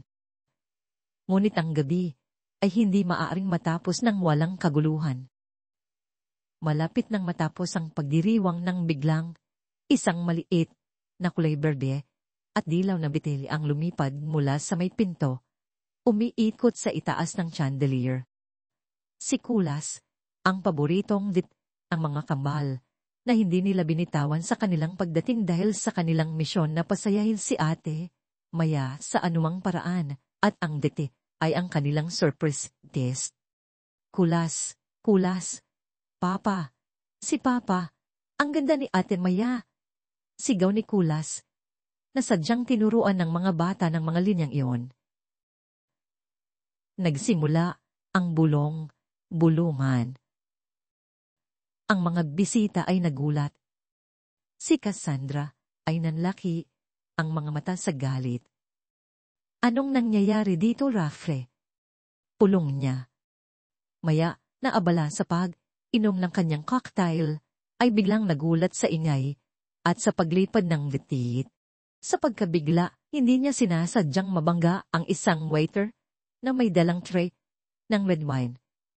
Ang pulang likido ay bumuhos sa puting damit ng isang kilalang sosyalite, si Mrs. De La Cruz, na kilala sa kanyang pagiging masungit. Oh my goodness, my designer gown! Sigaw ni Mrs. De La Cruz, ang kanyang mukha ay namumula. Naramdaman ni Maya ang kanyang puso na bumaba sa kanyang sikmura. Ang pulang mansak ay kumalat sa damit, tila isang makasalanang selyo. Ay, pasensya na po, Maam, hindi ko po sinasadya. Bulong niya. Halos maiyak. Ang mga bulungan ay lumakas. Ang lahat ay nakatingin sa kanya. Ang mga matatalim na mata ni Cassandra ay tila tuwa sa kanyang kahihiyan. Gusto niyang lumubog sa lupa. Ang lahat ng kaban na kanyang pinipigilan ay sumabog. Gusto niyang tumakbo palayo, bumalik sa kanyang simpleng buhay sa De La Estrella, kung saan ang pinakamalaking problema ay ang makulit na mga bata at ang pagkalat ng kalat sa kusina. Ngunit bago pa siya makakilos, naramdaman niya ang isang kamay na humawak sa kanyang siko. Si Rafael. Ang kanyang mukha ay seryoso, ngunit may kakaibang labing sa kanyang mga mata. Maya, ayos ka lang ba? Tanong niya, hindi sa mga taong nagbubulungan, kundi sa kanya. Pagkatapos, umarap siya sa lahat. Ang kanyang tinig ay malakas at malinaw. Patawad po sa abala. Isang maliit na aksidente lamang ito. Ang aking mga anak, sila ang may kasalanan sa dit na yan. At si Maya, hindi niya sinasadya ang nangyari. Mangyaring patawarin po siya. Walang pahiwatig ng pagkapahiya sa kanyang boses, anging pagtatanggol. Umina siya ng malalim. Hinawakan ng kamay ni Maya ng mahigpit, at hinila siya palabas, palayo sa mga nagbubulungan at matatalim na tingin. Ang kanyang paglakad ay matatag, ang kanyang mukha ay determinado. Tiningnan niya si Cassandra na isang matalim na tingin na nagpatahimik sa huli. Nang makalabas sila sa Grand Ballroom, sa ilalim ng malamig na hangin ng gabi, huminga ng maluwag si Maya. Sir Rafi, patawad po. Nakakahiya po ako. Hindi po talaga ako nababagay sa mga ganoong lugar. Ang kanyang mga mata ay nanunubik. Tiningnan siya ni Rafi. Ang kanyang mga mata ay tila nagliliwanag sa ilalim ng mga ilaw ng kalsada. Wala kang dapat ikahiya, Maya. Sabi niya, ang kanyang tinig ay puno ng sinseridad. Hindi ka nababagay sa kanilang mundo. Oo. Mas maganda ka sa mundong puno ng buhay, puno ng tawanan, tulad ng iyong mundo. At ang totoo, mas nababagay ka sa mundo ko, Maya, kung saan ka nakakapagbigay ng kulay at saya. Hinawakan niya ang pisngi ni Maya, ang kanyang hinlalaki, ay dahan-dahang pinunasan ng isang butil ng luha. Ang kanyang mga mata ay nagpahiwatig ng isang damdamin na hindi na maaring itago. Ito ay hindi lamang paghanga o pagkakaibigan. Ito ay isang bagay na mas malalim, mas matindi. Sa sandaling iyon, sa gitna ng kadiliman ng gabi, sa labas ng ningning ng mundong hindi nila pareho, naramdaman ni Maya ang isang bagay na nagbabago sa kanilang pagitan. Isang pader na unting ginigilan ng isang damdamin na matagal na nilang pilit na itinago. Hindi ito ang katapusan, kundi ang simula ng isang bagay na mas malaki. Ang kaganapan sa charity gala ay iwan ng higit pa sa mangmamansya ng red wine at alingaw-ngaw ng ingay mula kay Kulas. Sa loob ng ilang araw, ang buong alta, sosyedad ng Manila, ay may pinagkakabalahan, ang nakakagulat, na pagpapakita ni Maya, ang kasambahay ng Alcantara, bilang date ni Don Rafael Alcantara. Kumalat ang balita na parang apoy sa tuyong damo, na may halong pagkamangha, pagtataka, at higit sa lahat, pagtatakwil.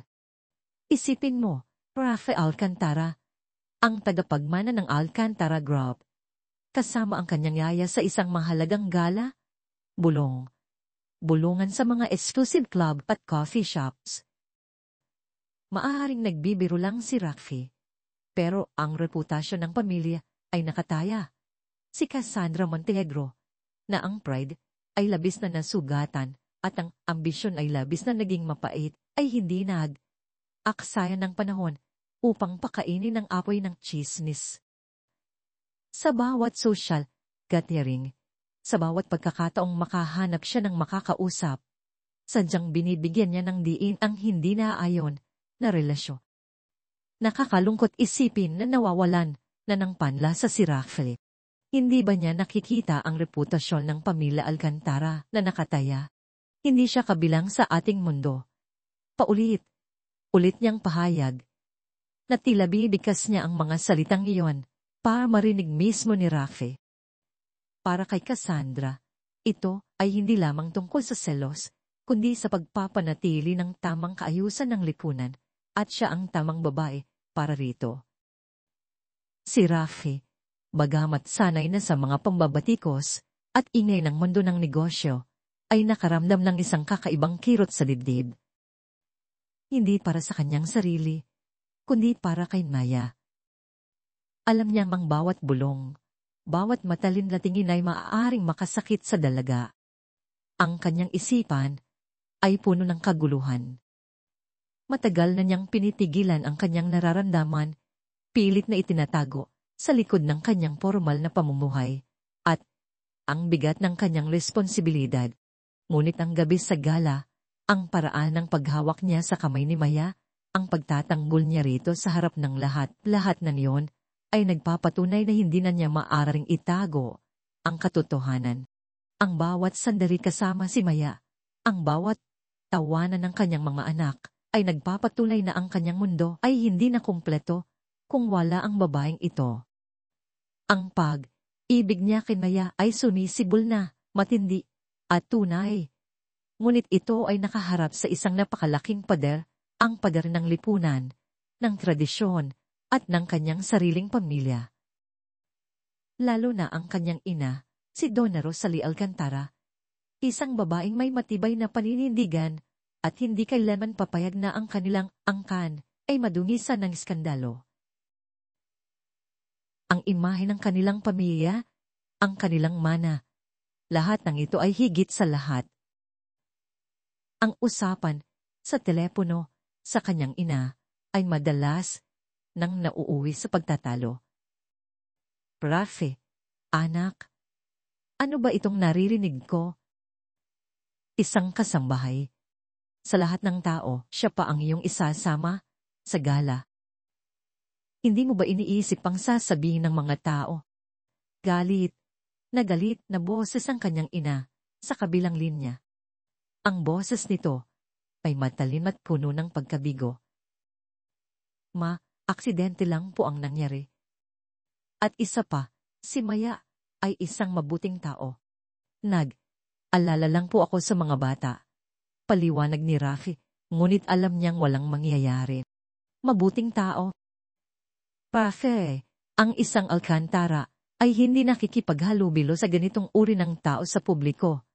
Lalo na at hindi niya kapantay sa estado, ano na lang ang sasabihin ng mga Montenegro o ng mga De La Cruz. Ito ay nakakahiya, Rafi. Ang bawat salita ay parang suntok sa dibdib ni Rafi.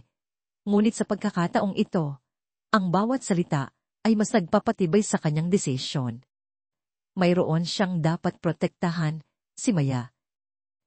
Nakikita ng tatlong kambal ang pagbabago sa kanilang ama at sa kanilang ate Maya. Si ate Maya, na dati ilaging masaya at puno ng sigla, ay madalas ng tahimik at malalim ang iniisip. Ang kanyang mga ngiti ay hindi na kasing liwanag ng dati. Si Papa naman, na dati laging abala sa trabaho, ay madalas nilang makitang nakatanaw sa malayo na tila may malalim na iniisip at hindi na gaanong nakangiti. Ang Bia Estrella, na dati puno ng mga tawanan at biro, ay tila nalalanta. At Maya malungkot, sabi ni Sol, ang bunso, habang naglalaro sila sa hardin. At si Papa, mukhang malungkot din, dagdag ni Isay, ang kanyang boses ay puno ng pag-aalala. Kailangan natin silang tulungan, sabi ni Elara, ang pinakamatanda. Ang kanyang mga mata ay naniningning na tila may bagong misyon na mas mahalaga kaysa sa pagpaplano ng mga biro. Para sa kanila, ang kanilang ate Maya at Papa ay kailangang maging masaya, magkasama. Nagpulong ang tatlong sipid sa kanilang lihim na tagpuan sa likod ng malaking kabinet sa kanilang kwarto. Ang kanilang plano ay simple at puno ng pagmamahal, ngunit sa parehong pagkakataon ay magulo at puno ng pagkakatawa. Kailangan lang nilang magkabalikan si Papa at ating Maya. Pero paano? Kailangan ng romantik na lugar, sabi ni Elara, habang sadyang kinukuha ang isang lumang basahan upang gawing panyo. At kailangan ng kanta, iyong malungkot pero masarap pakinggan, dagdag ni Isay, na may hilig sa musika. At tsokolate, para mas masaya, sabi ni Sol, na ang isip ay laging nakatuon sa pagkain. Kinagabihan, habang nasa hapunan si Rafi, sinimulan ng mga kambal ang kanilang operasyon. Sadyang kinalat nila ang mga laruan sa pasilyo na nagpapanggap na naglalaro. At Maya, pwede mo bang ayusin ang living room? Ang gulo kasi, may bisita, at tayo, sabi ni Elara, habang sadyang tinutusok si Isay upang tumawa. Ang kanilang mga tinig ay nagpapahiwatig ng kanilang bagiging inosente, na sadyang hindi magdudulot ng hinala. Nagulat si Maya sa kanilang utos, ngunit sinunod niya rin. Pagpasok niya sa living room, napahinto siya. Ang buong silid ay iilaw sa malalabong ilaw ng kandila, mga kandilang nakuha nila sa lumang bodega, na halos matunaw na at nakalagay sa mga kung anong lalagyan tulad ng basong tubig, lumang lata, at maging sa mga maliliit na paso ng halaman. May mga bulaklak na kinuha nila sa hardin, nakalagay sa mga baso ng tubig, na ang ilan ay medyo nalalantanan ngunit may kakaibang charm. Sa gitna ng mesa ay may lumang record player, at mula rito ay umaalingaw ang isang malungkot na awit pag-ibig ng Tagalog, ang Ikaw ang Aking Pangarap, na sadyang pinili ni Isay dahil sa kanyang ekspertong kaalaman sa mga kanta. Sa gilid ng mesa ay may nakalagay na plato ng mga tsokolate, na ang kalahati ay nakain na ni Sol bago pa magsimula ang kanilang misyon. Naguguluhan si Maya. Hindi niya alam kung ano ang nangyayari. Biglang lumabas si Rafi mula sa kanyang study room, na sadyang inutusan ng mga bata na magpunta sa living room para tingnan ang kanilang sorpresa. Napahinto rin siya. Ang kanyang mga mata ay nanlaki sa sorpresa at pagtataka. Ang kaguluhan Ang mga palamuti ng mga bata ay sadyang nakakatawa. Ngunit may kakaiba itong ganda na tila pinanday ng dalisay na pagmamahal at pag-asang makita ang dalawang taong mahal nila na maging masaya. Aha! Ano? Ano ito, Maya? Tanong ni Rafi. Ang kanyang mukha ay namumula. Ang kanyang mga salita ay bahagyang utal. Ngumiti si Maya, ngunit may halo rin kaba sa kanyang ngiti.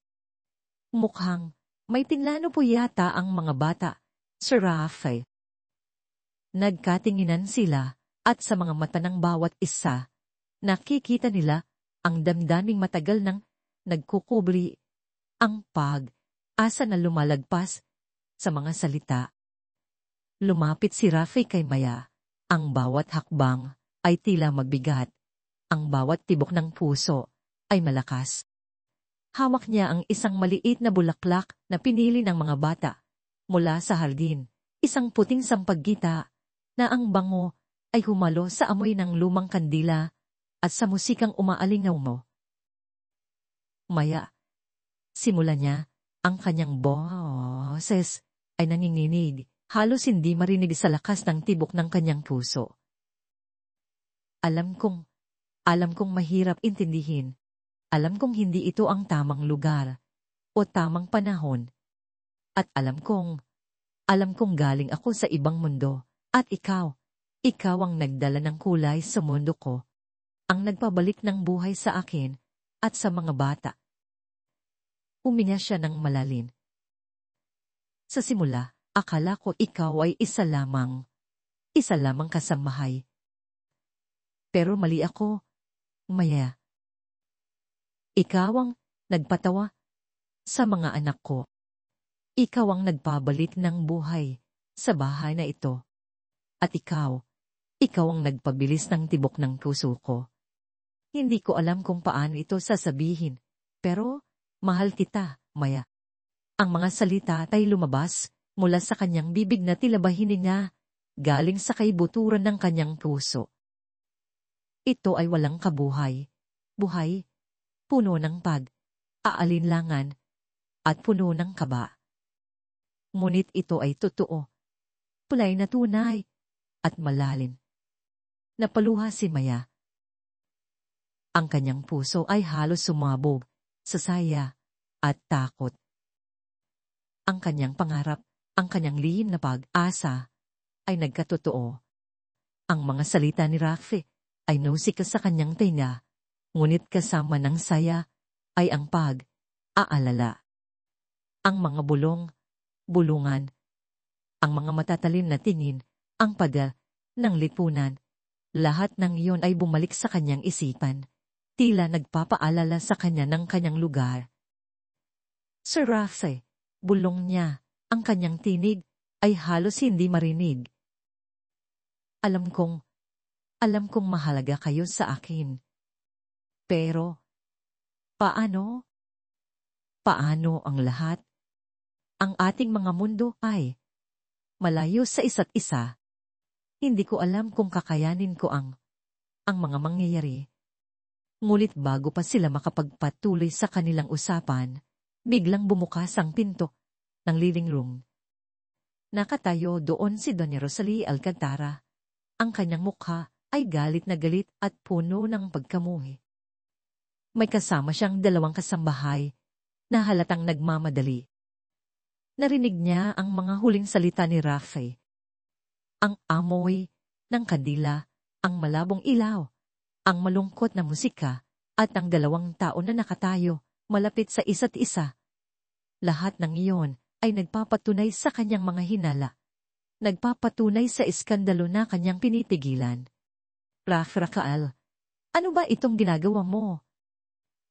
Sigaw niya, ang kanyang tinig ay malakas at puno ng pagkamuhi na tila isang kulog na biglang bumaba sa katahimikan ng gabi. At ikaw, Maya, hindi ba sapat na ang sinisira mo ang reputasyon ng pamilya Alcantara?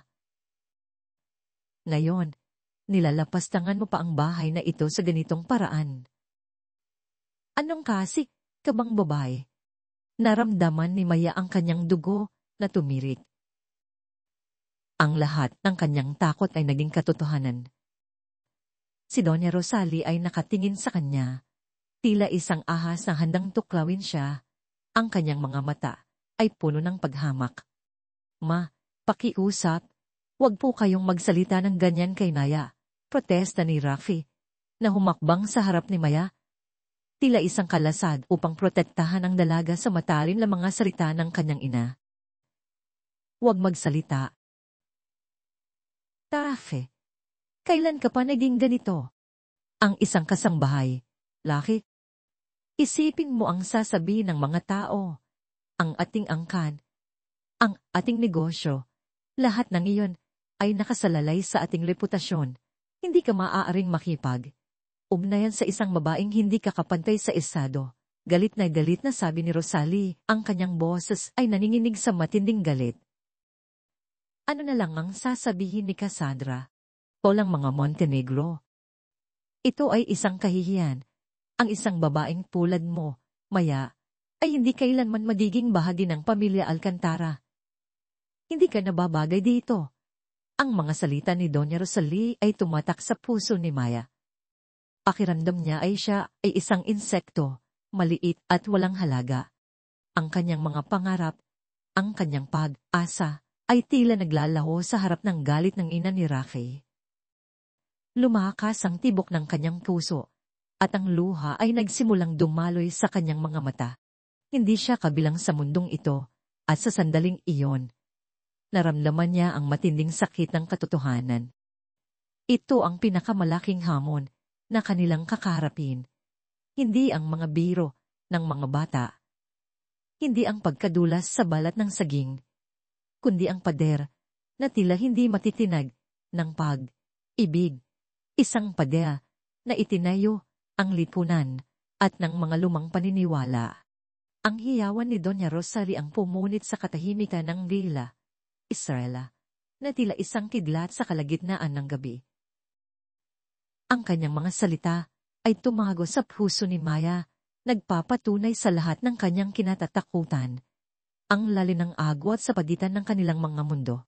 Sa sandaling iyon niya, naramdaman ni Maya ang bigat ng lahat ng paghuhusga.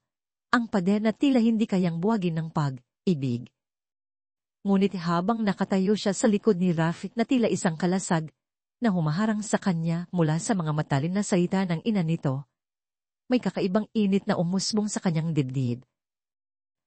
Hindi ito init ng galit, kundi init ng pag-asa. Sa kabila ng lahat, pinili siyang ipagtanggol ni Rafi. Kung mayroon kang mga hiling o puna, mangyaring mag-comment para ipaalam sa akin. Lubos na nagpapasalamat si Inday Andrea. Pagkaraan ng gabi na yon, matapos ang pagtatalo na nagtapos sa pag-alis ni Doña Rosalie na umuusok sa galit at sa mga bata na umiiyak sa takot, na natiling tahimik si Maya. Ang mga kambal ay mabilis na nilapitan siya, niyakap ng mahigpit. Ang kanilang maliliit na katawan ay tila nagbibigay ng lakas at pagmamahal. At Maya, huwag kang umalis. Bulong ni Ilara, ang boses nito ay nanginginig. Mahal ka namin. Ang simpleng mga salitang iyon ang nagpatibay sa kanyang loob. Sa mga mata ng mga batang ito, siya ay hindi isang kasambahay. Siya ay kanilang ate, Maya, ang nagbalik ng tawanan sa kanilang bahay. Hindi nagtagal. Isang seryosong pag-uusap ang naganap sa pagitan ni Maya at Rafi sa hardin ng Villa Estrella. Ang simoy ng hangin ay nagdadala ng amoy ng mga bulaklak na tila nagpapahinahon sa mabigat na kapaligiran. Maya, alam kong mahirap ang lahat. Alam kong hindi ito madali.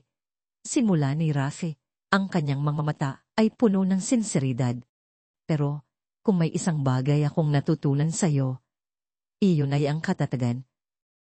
At ang pag-ibig. Ang pag-ibig na nagpabalik ng buhay sa bahay na ito at sa mga anak ko. Ang pag-ibig na nararamdaman ko para sa'yo. Ikinuwento ni Rafe kay Maya ang lahat ng pressure mula sa kanyang pamilya, lalo na kay Doña Rosalie. Ang kanyang ina ay nagbigay ng ultimatum, tapusin ng relasyon kay Maya o harapin ang posibleng epekto sa kanilang negosyo at reputasyon ng pamilya. Pero hindi ko kayang gawin iyon, Maya, sabi ni Rafe, hinawakan ng kamay niya. Kayo ng mga bata ang nagpakita sa akin kung ano ang tunay na halaga ng isang pamilya. Hindi ko hahayaang sirain ng mga pananaw ng iba ang kaligayahan natin. Si Maya naman, matapos ang lahat, ang mga pangyayari, ay gumawa ng isang malalim na desisyon. Sir Rafe, sabi niya, ang kanyang tinig ay matatag. Hindi ko po hahayaang talunin tayo ng takot. Alam kong hindi madali, pero kung magkasama tayo, kaya natin. Ang kanyang mga salita ay tila isang bagong simula, isang pangako na buong puso niyang tatanggapin ang hamon. Alam niya na ang pag-ibig ni Rafe at ang pagmamahal ng mga bata ay mas mahalaga kaysa sa anumang paghuhusga ng lipunan. Hindi nagtagal, nagtaroon ng isang mahalarang charity gala ang Alcantara Growth. Isang taunang event na idinadaos upang mangalap ng pondo para sa mga kabataang nangangailangan. Ito ay isang pagkakataon para kay Rafe na ipakita ang katatagan ng kanyang pamumuno at ang patuloy na integridad ng kanilang pamilya, lalo na pagkatapos ng huling iskandalo na kinasangkutan nila. Ngunit para kay Cassandra Montenegro, ito ang kanyang grand finale, ang perpektong pagkakataon upang tuluyang sirain ang reputasyon ni Rafe at ipamukha sa lahat na si Maya ay hindi karapat-dapat. Nauna, nang narinig ni Maya ang mga bulungan tungkol sa planong paninira ni Cassandra.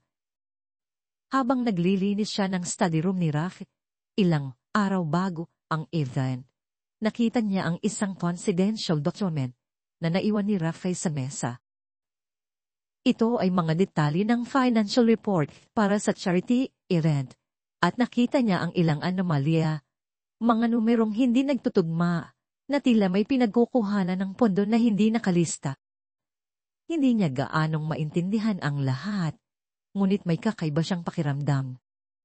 Kinabukasan, habang nag-aayos ng mga dokumento sa opisina, sadyang narinig niyang may uusapan ang dalawang tauhan ni Cassandra tungkol sa paglantad ng mga maling numero sa gabi ng gala at kung paano ito magpapahiya kay Rafe. Nakumpirma ni Maya ang kanyang hinala, may binabalak si Cassandra. Sa gabi ng gala, napakagarbo ng venue.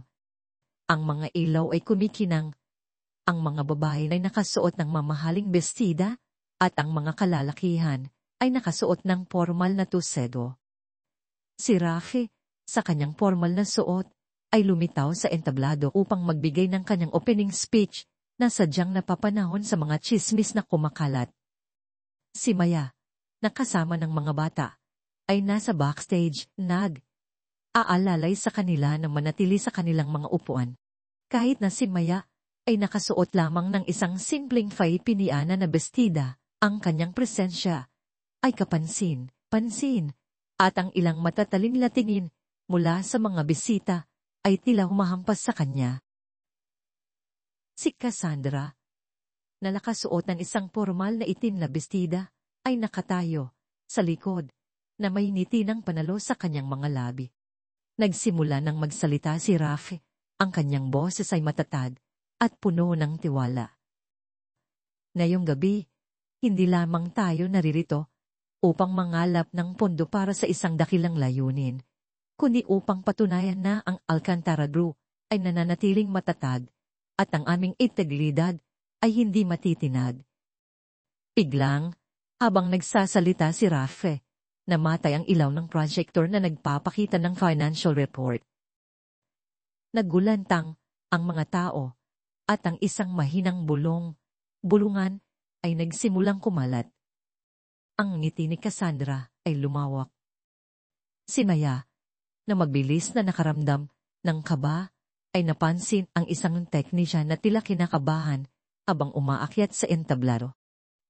Naalala niya ang narinig niya mula sa mga tauhan ni Cassandra at ang mga maling numero sa dokumento. Sa ilalim ng projector, may isang nakatagong USB drive na. Ayon, sa narinig niya, ay naglalaman ng mga malisyosong datos. Kung ipapakita ang mga datos, na yon, masisira ang kredibilidad ni Rafael. Sa isang iglap, kumilos si Maya.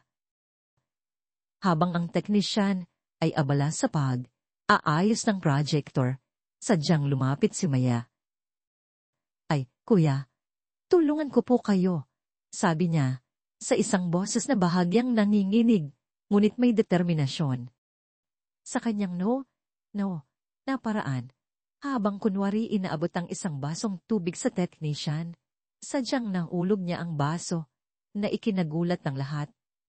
Habang ang lahat ay abala sa pagtingin sa bumagsak na baso, mabilis na kinuha ni Maya ang USB drive na nakakabit sa projector. Walang nakapansin. Akuha ng teknisya ng isang backup projector at nang muling umilaw ang entablado. Nakita ni Cassandra ang isang kakaibang ngiti sa labi ni Maya habang nakatayo ito sa gilid. Alam ni Cassandra na may kakaibang nangyari. Nang ipakita ang tamang financial report at walang anumang malisyosong datos na lumabas, nagawa ni Rafa na matagumpay na tapusin ang kanyang presentasyon na lubos na ikinagalak ng lahat ng bisita. Ang gala ay naging isang napakalaking tagumpay at ang bawat isa ay tila nakalimutan ang dating tsismis. Matapos ang event, isa na sila ni Rafa sa kotse. Tahimik na inabot ni Maya ang USB drive sa kanya. Sir Rafa, nakita ko po ito sa projector. Narinig ko po ang pinag-uusapan ng mga tauhan ni Ma'am Cassandra kanina. Tila may binabalak po silang masama. Nagulat si Rafa. Hinawakan niya ang USB drive at sa kanyang mga mata, nakita niya ang malalim na paghanga at pagmamahal. Si Maya ay hindi lamang isang babaeng mahal niya, kundi isang matalino at maparaan na kasama. Naging malinaw sa kanya na si Maya ay hindi lamang nagdala ng liwanag sa kanyang pamilya, kundi ng katalinuhan at katatagan sa kanyang buhay at negosyo. Maya, bulong niya. Ang kanyang boses ay puno ng emosyon. Hindi ko alam kung paano ka pasasalamatan. Pagkauwi sa Villa Estrella, niyakap ni Rafa si Maya ng mahigpit. Ayoko nang maging Sir Rafa sa'yo, Maya. Ayoko nang maging kasambahay ka. Gusto kong maging bahagi ka ng pamilya ko. Hindi bilang isang helper, kundi bilang kapartner ko sa buhay, bilang nanay ng mga anak ko. Ang kanyang mga salita ay nagdala ng luha sa mga mata ni Maya. Ngunit ngayon, ang mga luha ay puno ng saya at pag-asa. Lumipas ang ilang buwan, at ang Villa Estrella ay tuluyang nabago. Ang dating malamig at formal na bahay ay ngayon ay puno ng tawanan at pagmamahalan. Sinaya na ngayon ay halos gabi ng kasama ni Rafa sa hapag, kainan ay buong puso nang tinanggap ang kanyang bagong papel. Ang mga kambal ay hindi pa rin nawawalan ng pagiging malikot. Ngunit ngayon, ang kanilang mga kalokohan ay puno ng pagmamahal at pag-asang makita ang kanilang mamamayan na masaya. Isang gabi, habang umuulan sa labas, ang buong pamilya ay nasa kusina. Nagtutulungan sina Maya at Rafa sa pagluluto ng paboritong sinigang ng mga bata. Si Elara ay abala sa paghihiwa ng mga gulay. Si Isay naman ay naglalagay ng pampalasa at si Sol ay masayang naghahalo ng sabaw. Ang mukha ay laging nakangiti tuwing nakakakita ng pagkain. Ang kanilang mga kamay ay puno ng puting kalabaw at amoy ng tamarind. Ngunit ang kanilang mga puso ay puno ng saya. Si Rafi, na minsan ay hindi man lang marunong magbalat ng sibuyas, ay ngayon ay buong pagmamahal na tinutulungan si Maya, habang ang mga kambal ay nagpapalit palitan ng kwento tungkol sa kanilang araw.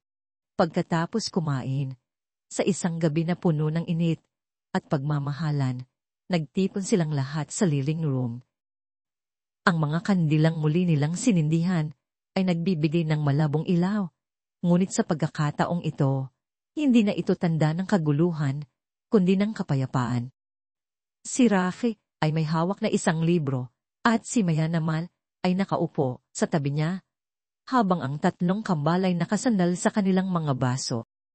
Nagbabasa si Rafi ng isang kwentong bayan ng Tagalog tungkol sa isang prinsesa na nahulog ang loob sa isang simpleng manggagawa. Habang nakikinig sila, napansin ni Maya ang isang lumang record player at mula rito ay umaalinaw-ngawang isang pamilyar na awit, ang Ikaw ang Aking Pangarap. Nagtatinginan sina Rafi at Maya at sa kanilang mga mata, nakita nila ang lahat ng pinagdaanan nila. Mula sa isang simpleng balat ng saging, sa isang kasambahay na nagbigay ng kulay, sa isang malamig na bahay, hanggang sa isang pag-ibig na bumuwag sa mga pader ng lipunan. Ang kanilang kwento ay patunay na ang kaligayahan ay hindi matatagpuan sa yaman o katayuan, kundi sa katapatan, pagmamahalan, at sa mga maliliit na sorpresa na inihahatid ng tadhana, tulad ng isang balat ng saging na naghatid sa isang dakilang pag-ibig. Ang dila, Estrella, ay hindi na lamang isang bahay. Ito ay isang tahanan, puno ng tawanan, pag-ibig, at mga bagong simula.